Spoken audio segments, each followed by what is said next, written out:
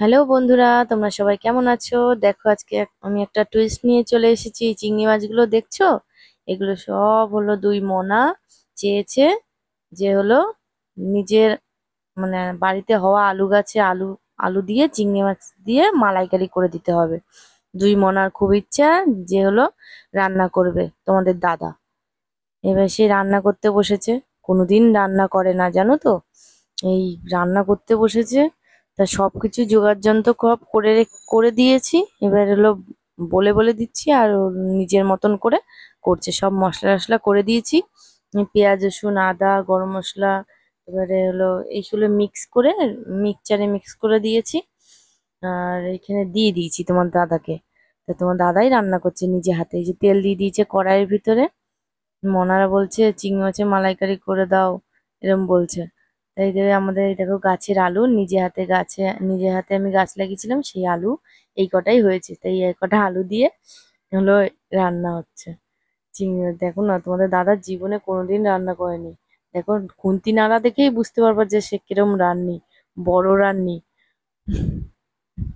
রাঁধুনি একদম।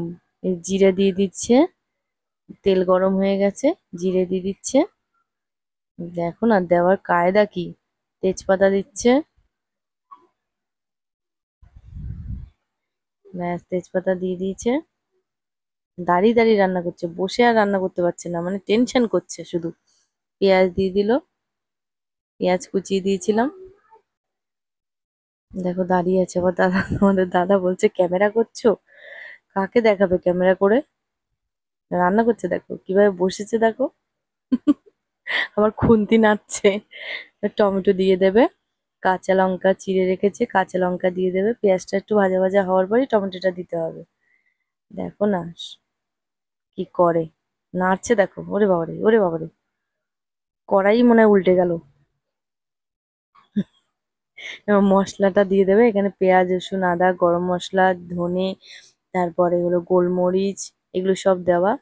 কষিয়ে নিচ্ছে ভালো করে। হলুদ দিয়ে দিচ্ছে, কষানোর পরে হালকা তেল ছেড়ে দেওয়ার পরে হলুদ দিয়ে দিচ্ছে,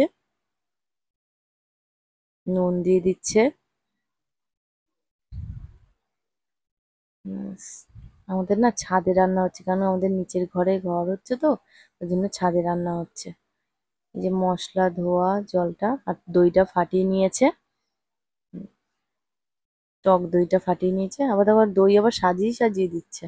আরে নাড়লেই তো ঠিক হয়ে যাবে, আবার সাজিয়ে দেওয়ার কি আছে, দেখ সুন্দর তো লাগছে, এটাই যথেষ্ট। আচ্ছা কষাচ্ছে, রাঁধুনি হলো কষাচ্ছে, মশলা কষাচ্ছে। হুম, বেশ বেশ, দেখতে কালারটা খুব সুন্দর এসছে, একদম দারুণ লাগছে। হাতে আবার ছিটকাচ্ছে। সাবধানে সাবধানে, আস্তে আস্তে আস্তে আস্তে, আস্তে আস্তে দিয়ে দাও। হ্যাঁ, আস্তে আস্তে, দেখো মাছগুলো ভেঙে না যায়।